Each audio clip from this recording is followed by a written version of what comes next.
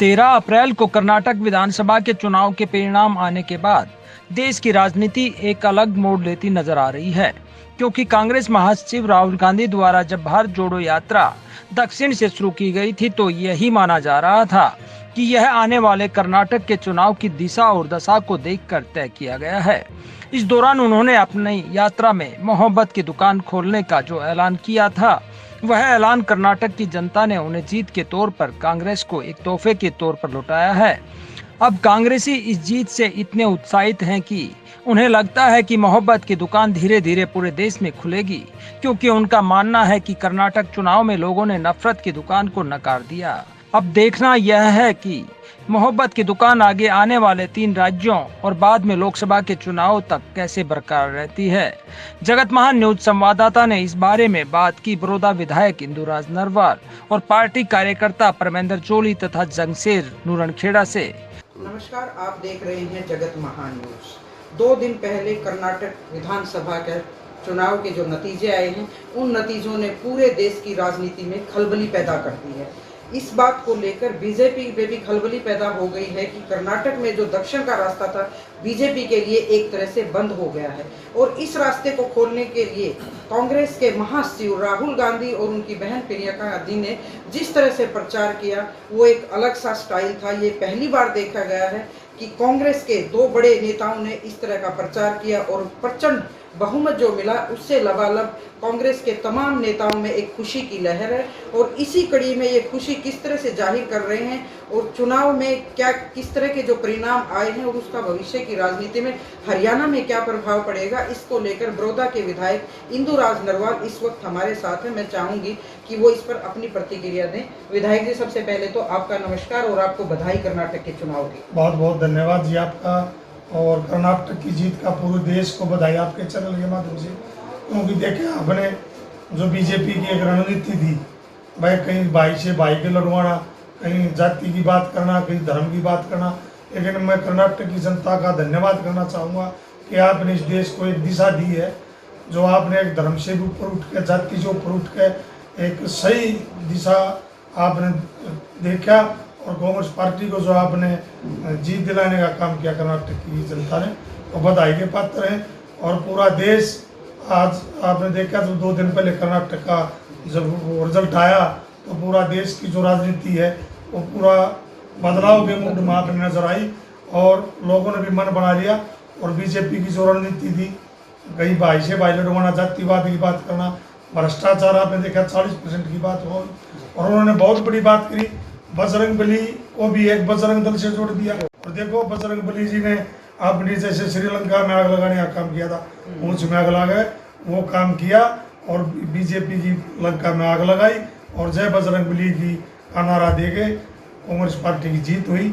और ये जीत ये पूरे देश के 36 बिरादरी की, सभी धर्मों की, सभी जातियों की ये जीत है। ये बजरंगबली तो आपके काम आ गया, तो इस बजरंगबली का तो नरेंद्र मोदी ने बेशक नारा लगा, लेकिन बजरंगबली तो आप बन गए। हाँ, तो आगे जो चुनाव होगा उसमें बजरंगबली का कहीं नाम दिखाई देगा?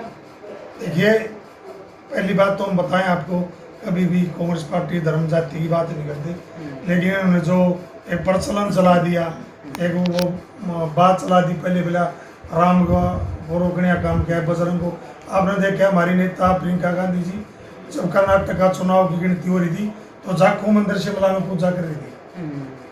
भाई, हमारे से बड़ा हिंदू तो कौन है भाई? अगर राहुल गांधी और गांधी परिवार की बात करें, भाई से बड़ा हिंदूवादी कौन परिवार होगा?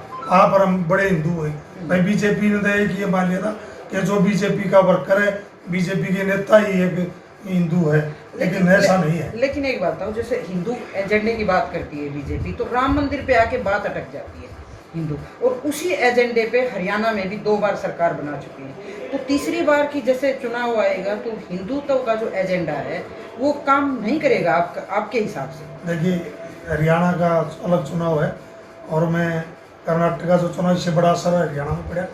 मैं आपके चैनल में आपको बताना चाहूँगा, चैनल के माध्यम से भी, कि 2024 की सरकार कांग्रेस पार्टी की होगी, और जिसके मुख्यमंत्री चौधरी भूपेंद्र हुड्डा जी इस प्रदेश के मुख्यमंत्री बनेंगे।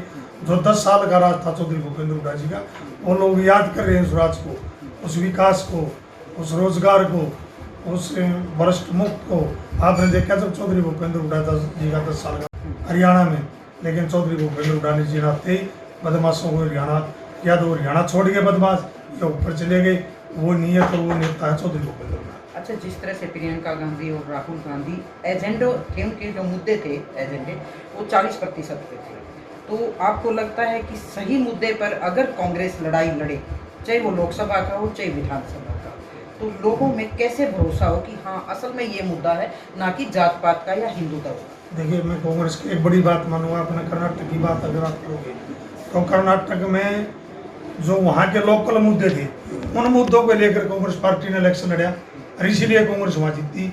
हर स्टेट के अपने अलग मुद्दे हैं, चाहे हरियाणा की बात करो, राजस्थान के अलग है, यूपी के अलग है। कांग्रेस पार्टी ने भी, अब हमारे नेता जो उन्होंने एक नब्ज पकड़ने का काम किया कि हम लोकल मुद्दों की बात करेंगे, ना कि हम धर्म की बात करेंगे, ना जाति की बात करेंगे। कांग्रेस पार्टी तो शुरू से आपने देखा, जात पे ना पात पे मोहर लगेगी हाथ पे, ये नारा था। हाँ, ये नारा था। पर जैसे राजस्थान में देख रही हूँ मैं, या मतलब सेंटर में या हरियाणा में, बात मुद्दों की होती है लेकिन अलग अलग फ्रंट खुल गए हैं। आप तो ठीक है, आप भूपेंद्र हुड्डा के सिपाही हैं, लेकिन ये जो अलग अलग फ्रंट हैं इनमें लोग उलझ जाते हैं, और बीजेपी इसका सबसे ज़्यादा फायदा उठाती है कि कांग्रेस में 3-4 फ्रंट खुले हुए नेताओं के अपने अपने। देखिए, ऐसा कोई फ्रंट नहीं। पीछे भी बात करी, कई बार मीटिंग होती, सारी कांग्रेस इकट्ठी हुआ है। हरियाणा प्रदेश में कोई भी किसी तरह की फूट नहीं है, पूरी कांग्रेस पार्टी एक है भाई। सबकी अलग अलग जिम्मेवारी है। शैलजा जी की छत्तीसगढ़ की है, रणदीप सुरजेवाला जी कर्नाटक की थी, सबके अलग अलग है। यहाँ हरियाणा की अगर प्रभार देखोगे आप तो चौधरी भूपेंद्र हुड्डा, दीपेंद्र हुड्डा जी संभाल रहे हैं। सबके अलग अलग अपने काम है, ऐसी कुछ नहीं है। पूरी कांग्रेस एक है और हरियाणा प्रदेश की कांग्रेस एक है, निश्चित तौर पर। तो मतलब कर्नाटक की जीत से क्या लगता है आपको कि अब पूरा जोश है? बिल्कुल पूरा जोश है, लेकिन कर्नाटक से बड़ा प्रभाव है। पर कई बार आपको लेके भी मैं सुनती हूँ कि जैसे, खैर अभी तो लंबा टाइम है, मैं उस बात पे जाना नहीं चाहूँगी कि टिकटों का बंटवारा लेके, वो एक अलग बात है और वो वैसे भी हाई कमांड की बात होती है। तो ये जो कर्नाटक की जो जीत हुई है, इसको लेके मतलब हरियाणा में बुनाने की तैयारी है कि जिस तरह के मुद्दों पे कर्नाटक में चुनाव लड़ा गया, उसी मुद्दों को लेकर हरियाणा में भी चुनाव लड़ा। बिल्कुल वही हरियाणा प्रदेश के जो लोकल मुद्दे होंगे उन्हीं पर इलेक्शन लड़े। और आपने देखा, हमने तो शुरुआत कर रखी है, कहीं विपक्ष आपके समक्ष, कहीं मिलन समारोह, कहीं जो आपने देखा सोनीपत में पीछे 14 तारीख को अंबेडकर जयंती मनाई। अब 4 जून को अगर हम बात करें तो कबीरदास जी की जयंती रोहतक में मनाएंगे। अगला जो प्रोग्राम है विपक्ष आपके समक्ष, अगर हम उसकी बात करें तो आप वो बिहारी में है आने वाले 25 जून को। हमारे प्रोग्राम रूटीन में चले हुए हैं। और हम आपने देखा, अगर आप हल्का बड़ौदा की अगर आप बात करोगे, पिछले 1 महीने मैंने हाथ से हाथ जोड़ो के प्रोग्राम चलाए, और उस प्रोग्राम में देखा अपने हल्का बड़ौदा की जिस भी गांव में का बड़ा जोश उत्साह लोगों में देखने को मिला, और सैकड़ों की संख्या में हर गांव की चौपाल में इकट्ठे हुए लोग। और मैं जब जाता था किसी गांव में तो बॉर्डर के ऊपर अगर सीम जिसको हम कहें, वहाँ लोग स्वागत के लिए तैयार मिलते थे, बड़ा उत्साह लोग। बहुत बहुत शुक्रिया विधायक जी। देखते हैं ये जोश किस तरह से बरकरार रहता है, और आने वाले जो लोकसभा के चुनाव और विधानसभा के चुनाव में इनमें कांग्रेस इस जीत को कैसे बरकरार रखती है।